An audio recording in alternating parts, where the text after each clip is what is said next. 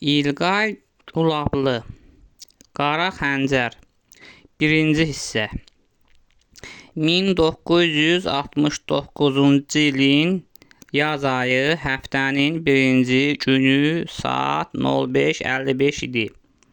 Yavaş-yavaş gün doğurdu.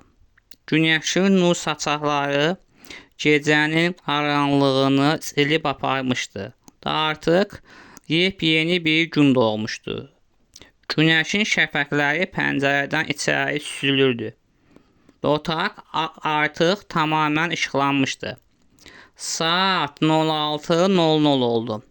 Saat zənginin səsi otağı, hətta bütün evi götürdü. Səsə ayılan Şahnaz yuxulu halda dəlini atıb zəngi dayandırdı. O yerindən tərpənməyə ərinirdi.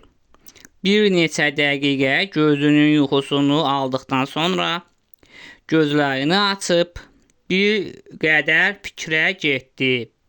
Daha sonra ərincək halda yerindən durdu. Şahnaz əvvəlcə yatağını topladı. Sonra isə otaqdan çıxıb hamama keçdi. Hamamdakı işlərini gördükdən sonra otağına keçib əynini dəyişdi.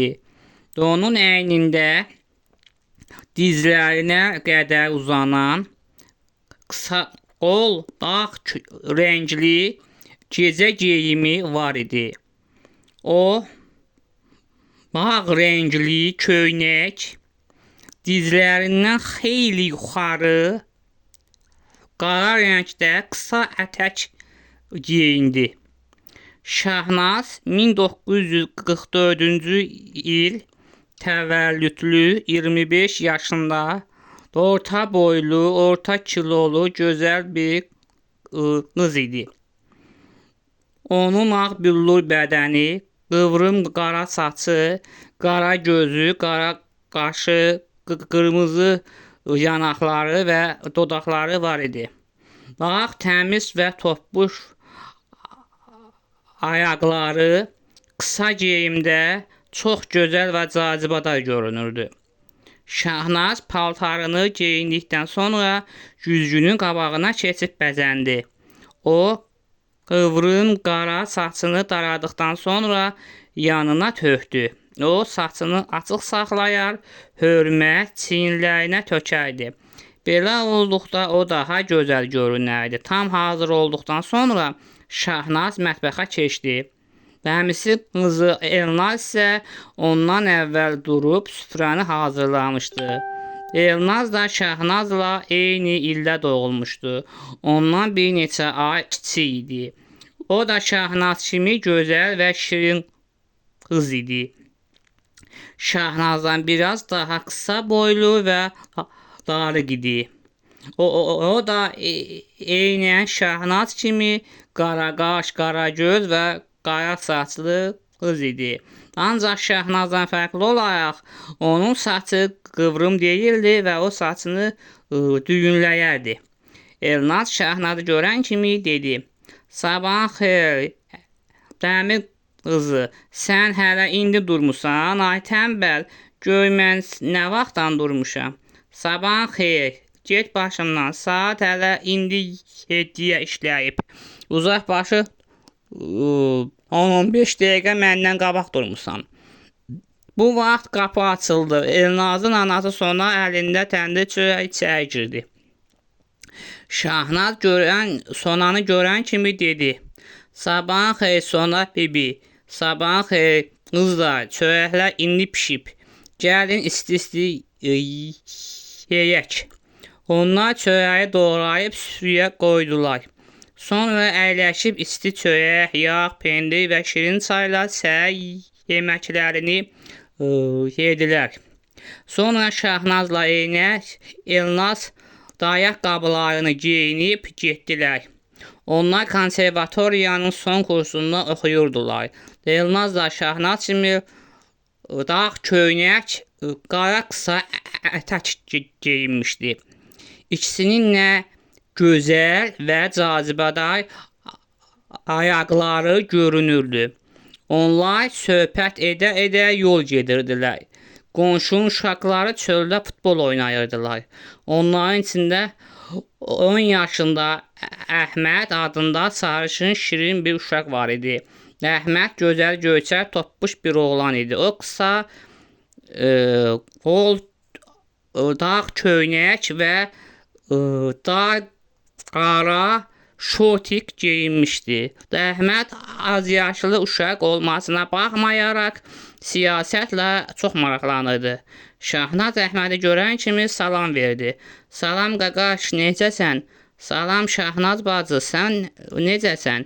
Eşitmişəm bu yayı yoldaş Dəli Soylunu Azərbaycan Kommunist Partiyasına vəzifəyə təyin edəcəklər. Düzdür? Ay bala, sən onu hardan tanıyırsan? Televizordan və qəzetlərdən. Atam da deyir ki, onu vəzifəyə qoyacaqlar. Düzdür? Sənə afərin, sən böyüyəndə 100% siyasətçi olacaqsan. Ölkəmizdə nə baş verir, hamıdan əvvəl sən bilirsən. Şahnaz bacı, bəs bizim respublikamızda baş verən hadisələri kim bilməlidir? Bu respublikanın vətəndaşları. Elnaz biraz daha acıqlı formada yarı ciddi, yarı zarafat dedi. Dayı Əhməd, bəsdir də, bu siyasətdə məşğul oldum. Biraz da musiqi ilə məşğul ol. Bəlkə bizdən biri gələcəkdə sənin musiqi müəllimin olduq.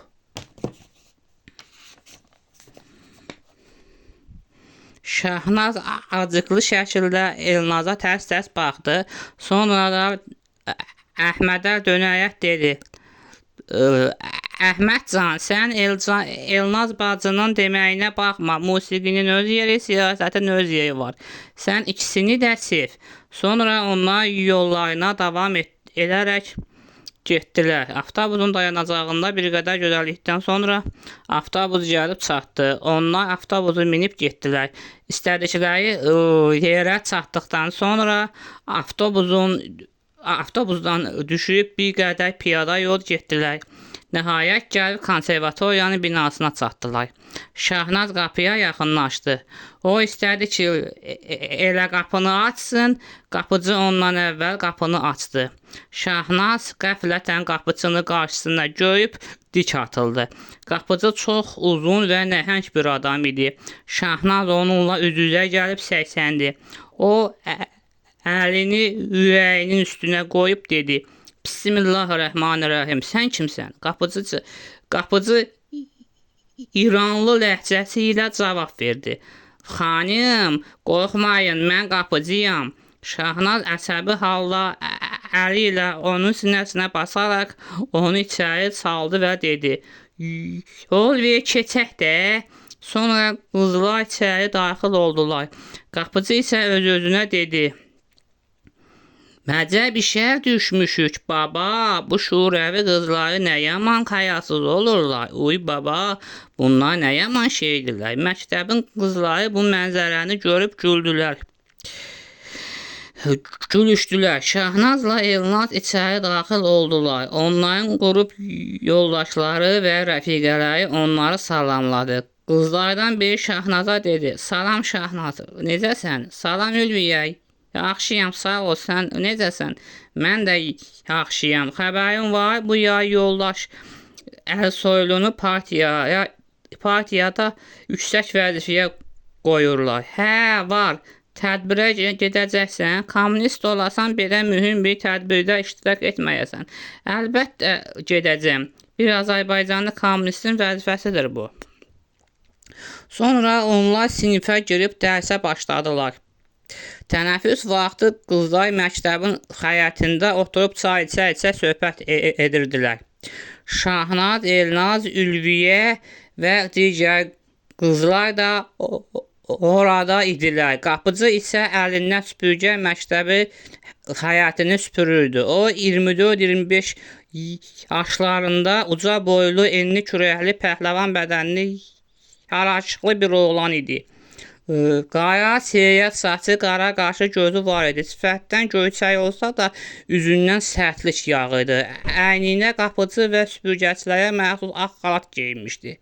Onun üzü saqqalsız, bığsız, tərtəmiz, səliqəli idi.